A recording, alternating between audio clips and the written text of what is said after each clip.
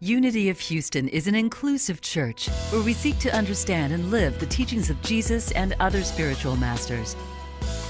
At Unity, we welcome all people from all spiritual paths and every walk of life. We celebrate the diversity of our city and of our world, and we teach love, tolerance, and oneness, seeking to live in harmony with open minds and open hearts. Wherever you are in your spiritual path, you are always welcome at Unity. Join us and discover that the life of your dreams is already within you. Rev Karen Russo, MBA, is the leader of the Global Money Keys community and the award-winning author of The Money Keys, Unlocking Peace, Freedom, and Real Financial Power, with testimonies from her teacher, Dr. Michael Bernard Beckwith, Catherine Woodward Thomas, T. Harv Eker, and a foreword by Bob Proctor. With her unusual experience as an MBA from Columbia University, I had no idea you were that smart. I did, actually, I'm kidding. An accomplished corporate trainer, a top-selling salesperson, and ordained Centers for Spiritual Living minister, Karen shares insights from 25 years of success in secular and spiritual realms. And I stand as a testimony to the power of her work. I have had my own experience around generosity and abundance completely transformed by her teaching and by her coaching. She is a dear friend and a friend to this ministry. Please welcome Rev Karen Russo.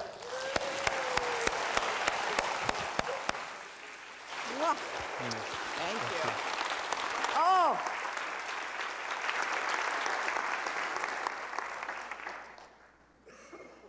Your thought is your choice. Are you up for that? Yes, you are. So I'm so excited because our conversation today is about, what is thought? How do we direct it and navigate through the cries and the emotion? How do we handle challenges in our thought and consciousness? And then, why bother? Really, why bother? Why do we care about choosing thought? And it's because this. Your thought, the content of what goes through your mind, your emotional reaction to it, the conversation you have, your patterns of thinking, are creative. Your thought is important. Your thought matters, and your thought is powerful. Do you believe that? Yes. Yes. So that's why this conversation is happening, and I so appreciate my dear friend Reverend Michael Gott inviting me to be here. I love Unity of Houston, and this series, this 7-week series with the Eric Butterworth book, Discover the Power Within You, is a great opportunity for us to work with the Unity teachings in a way that is deliberate and intentional. And this is a juicy week with the chapters on the Beatitudes, the teachings of Jesus and their beautiful irony, and the chapter on Your Thought is Your Life. So I'm excited about it. Power. Humans, we love to figure out power. We want to know, why is the sky the way it is? Why does it get light and dark? Why do some die? Why do some live? Why do the storms come? So for thousands of years, humanity has worked with religion, with science, with philosophy to navigate and understand what is power and how do we relate to it. In the last 150 years, the New Thought teachings, unity, religious science, have coalesced religion and science and philosophy into teachings that we sometimes call New Thought or metaphysical teachings that help us to see how we relate to life and how life is created through us. So our relationship to power is important. And there are two extremes that I want you to kind of test, like where would I fall on these two extremes that we could possibly get into. So one over here is the concentrate and control camp. Now, it sounds like I kind of gave it a bad name, but let me tell you, sometimes we like to concentrate and control or think that we can. I had an Al-Anon speaker who said, we don't give up control, we give up the illusion of control. And that's good, isn't it? Yeah. But anyway, over here, this would be, so remember 10 years ago when the movie The Secret came out, the movie and the book, a wonderful compilation of great teachers, and Lisa Nichols and Dr. Michael Beckwith and Bob Proctor and all those folks are out there speaking about the law of attraction. And it was good stuff. And if you took to surface an understanding of the law of attraction, The Secret looked just like necklace acquisition strategies. You see a pretty necklace, and you want a pretty necklace, and you get a pretty necklace. Now, Mama loves a pretty necklace. So we are not making anything wrong if you are, using principles and applying them to specific things in your life. And yet, we all know this. There is no thing out there, whether it's a necklace or a political leader you like or don't like, or this kind of lover or that kind of portfolio or this secure job.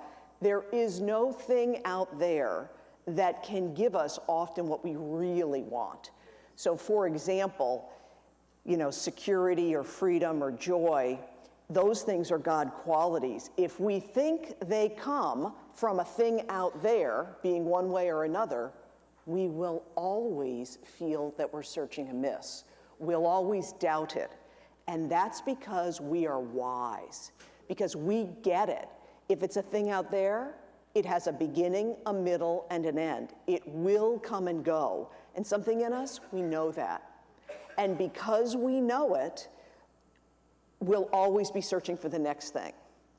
So what I want to say is if you find yourself in any of this kind of energy where it's like, I have a pain or a hurt and I want to have it be different, so I'm going to pray and sit with a prayer partner, and I'm going to take a class, or I'm going to use the spiritual principle to try to get this thing to be different, just know I'll invite you to say, I also want you to work with the power of being in spiritual practice and being independent of circumstance. Yeah. So this is one way of thinking about power.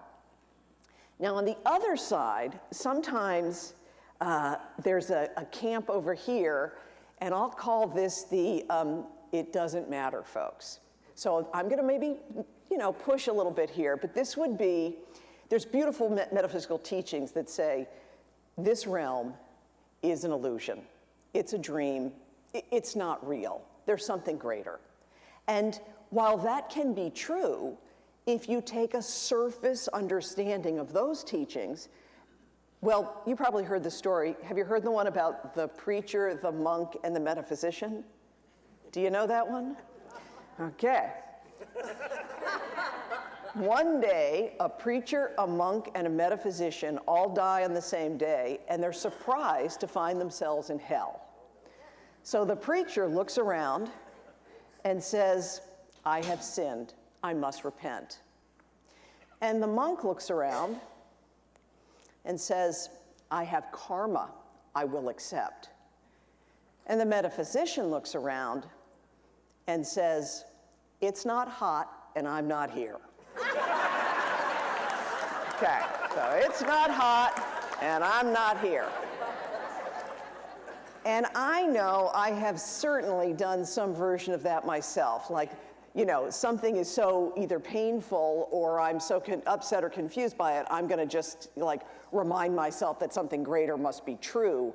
And the downside of doing that without kind of embracing what's going on is that we can be disconnected or be in denial.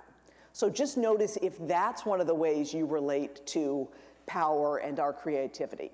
So neither of these are bad ideas, use the law of attraction to change your circumstance, or understand there's a bigger picture beyond the thing you're experiencing. And where the Butterworth teaching is that this community is anchoring in for 7 weeks is here. Yeah. Human in expression, divine in creation, and limitless in potentiality. And it was so wonderful. It's like Reverend Michael and I both, that quote was one that popped right out of this book.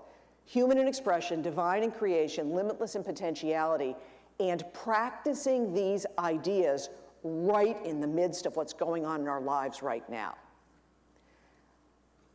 Are you up for standing in that?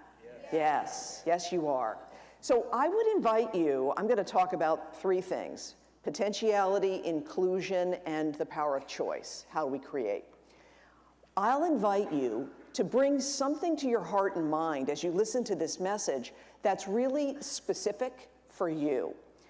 So I know sometimes you've a ministry staff, they're very good looking and charming and brilliant, and you probably could come on a Sunday or be on the live stream and just sort of like sit back and be like, what have they got for me this week? You know, you could do that.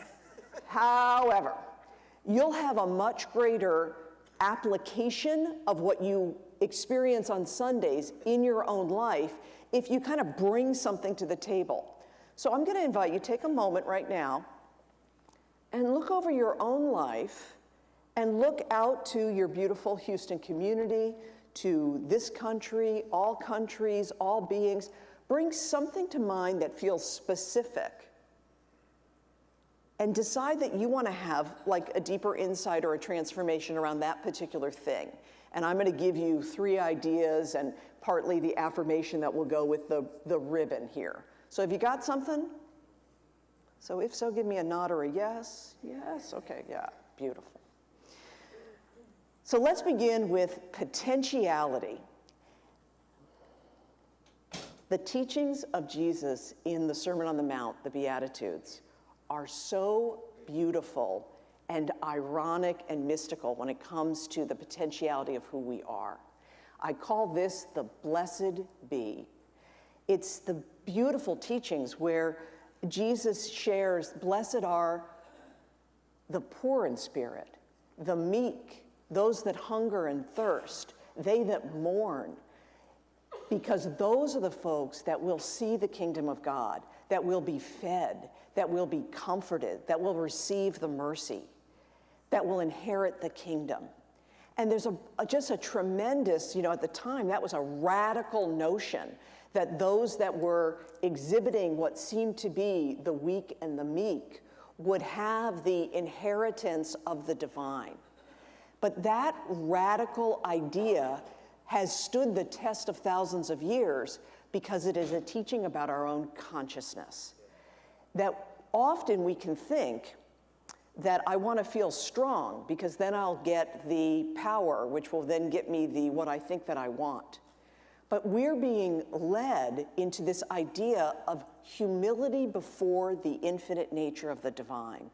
And in that humility, we surrender to the idea that there is something greater right in the midst of whatever it is that is hurting, upsetting, or upsetting or challenging us. Blessed be. Blessed be.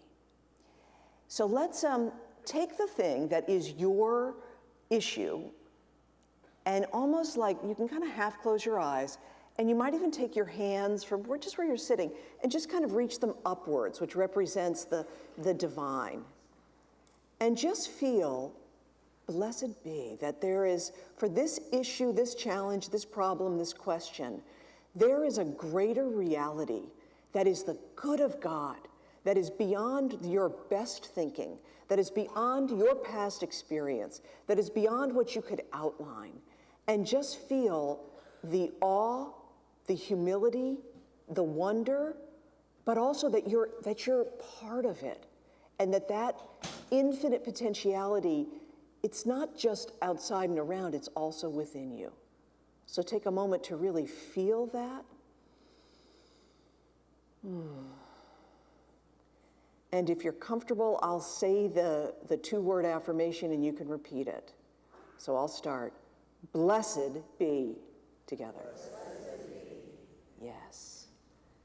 All right, and you can kind of let go of your hands and sort of feel that. So whatever it is that, when we think about creative thought, we want to just think like, wow, there's something greater, and I'm humble in the presence of the divine that it's here.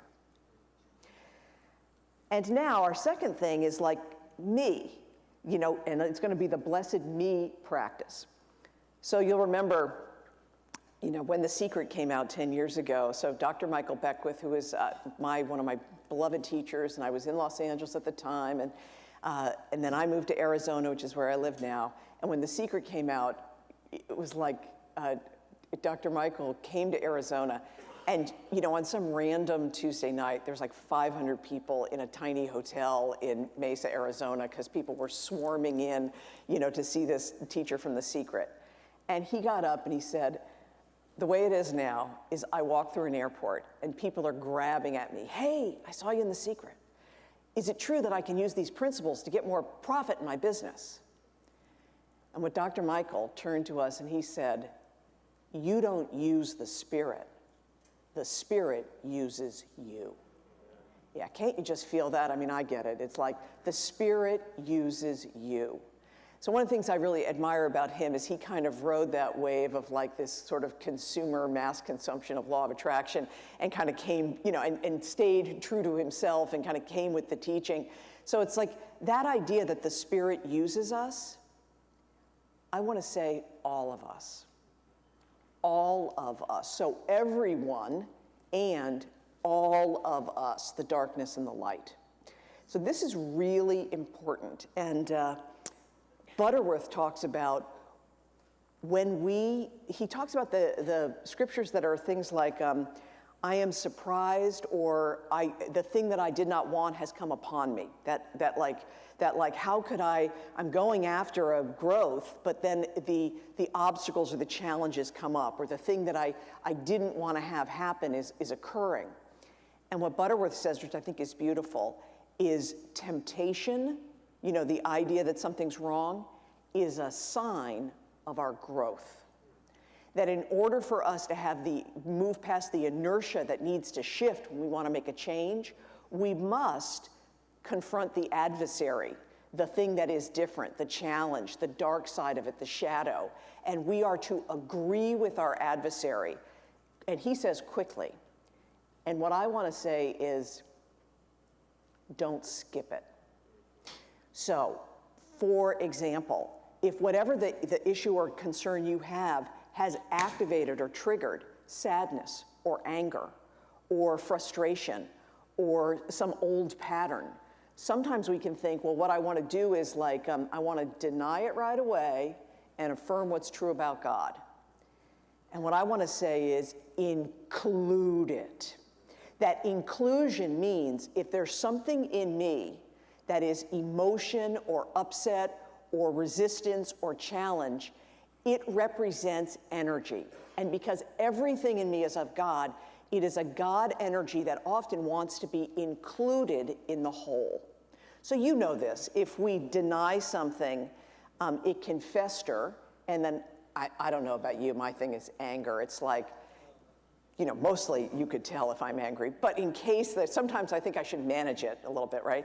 So then I'll sort of stuff it down. But for me, it comes back like Velociraptor style. Yeah. Maybe it's just me, but it's like, right? It's like you push something down and it's like, comes right back. And then you also know that sometimes the dynamic would be something I've denied in myself, I see it in somebody else. And that's either called projection or the old you spot it, you got it. So the thing that we just judge the living hoot out of it, you know, in somebody else is often the thing we need to work on. This is a spiritual reality. If we are to agree with the adversary quickly, it means we are attuned to ourselves and we notice the darkness and we include it in the light. And when we do that, we're reclaiming the power that we've used to like keep that thing separate.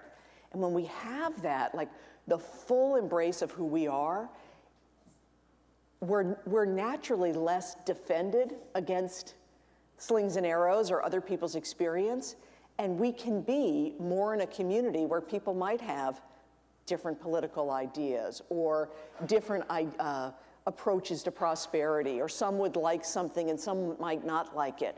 But if we can be in the I include it, there's something really beautiful. And that's what I think that is like we're blessing and appreciating the fullness of ourselves. Take the thing that you're working with and put your hands kind of kind of close to your own heart and center of your body. And just give yourself the appreciation that the thing you're working with, you're going to include all of your light and shadow in it, that all of you is blessed and all of you is valuable. So take a breath, let it out, and I'll say the 2-word affirmation and you can repeat it. Blessed me. Blessed me. Yeah. All right, open eyes and kind of appreciate that.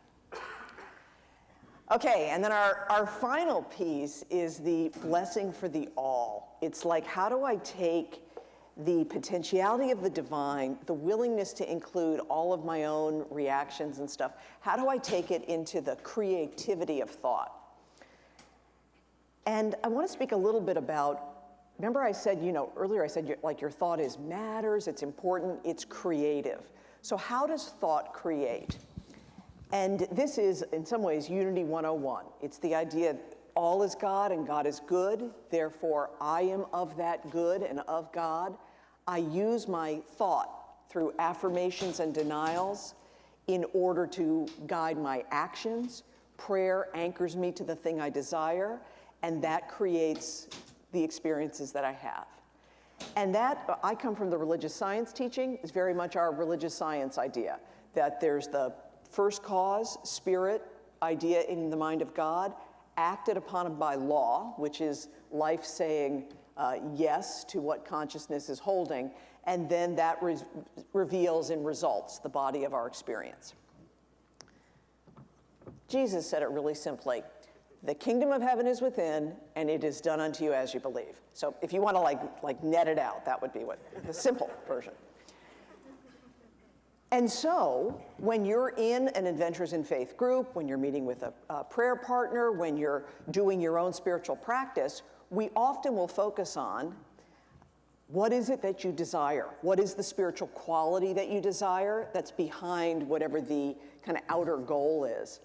And then, what does that mean for you in terms of your consciousness?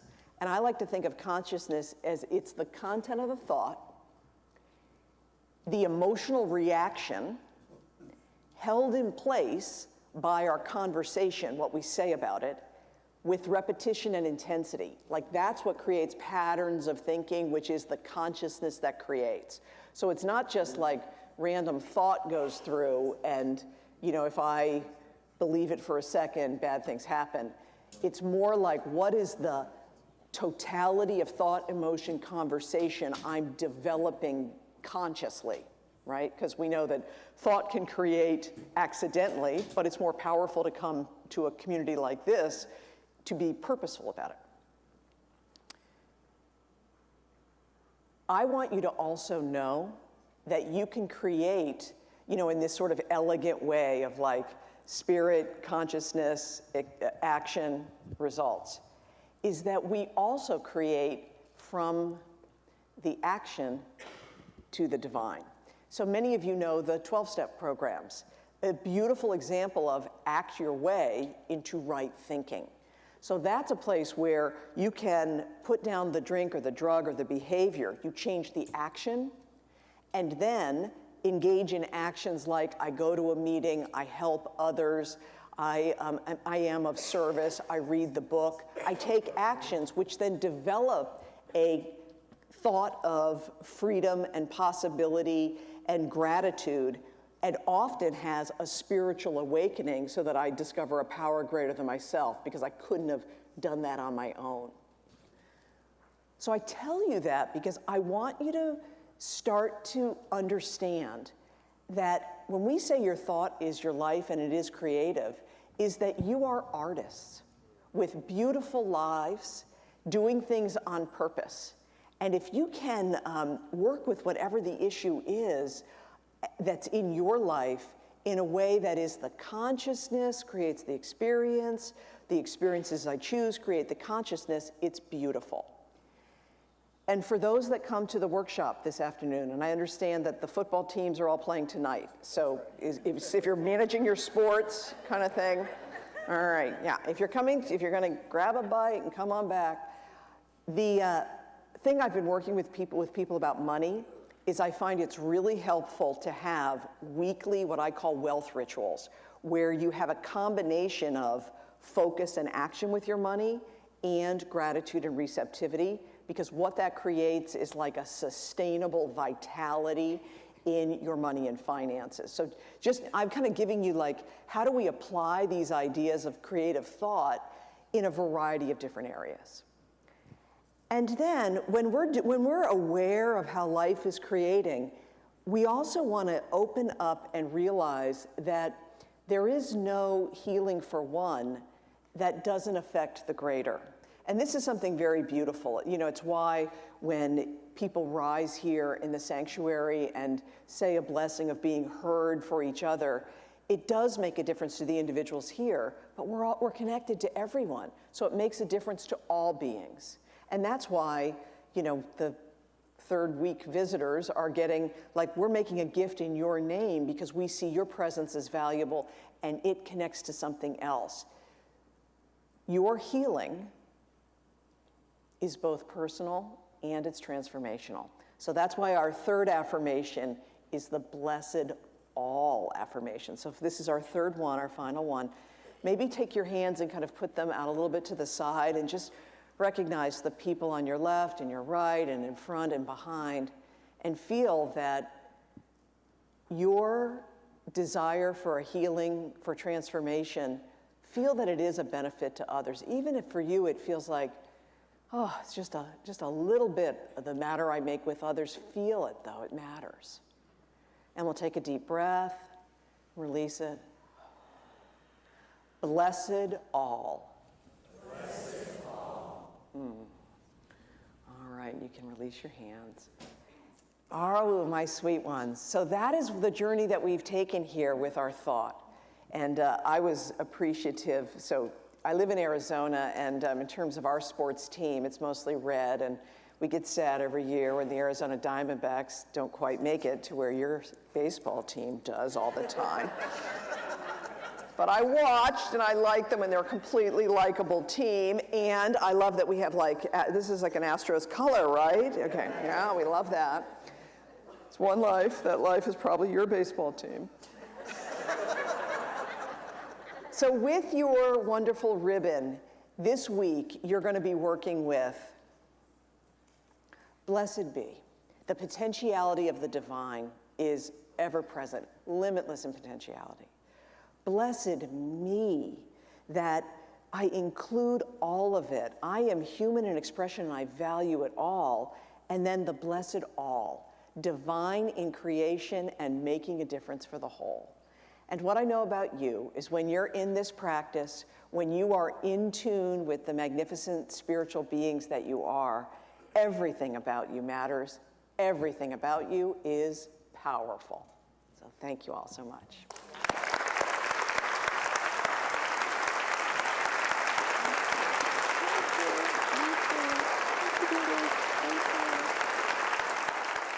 Thank you for watching this message today.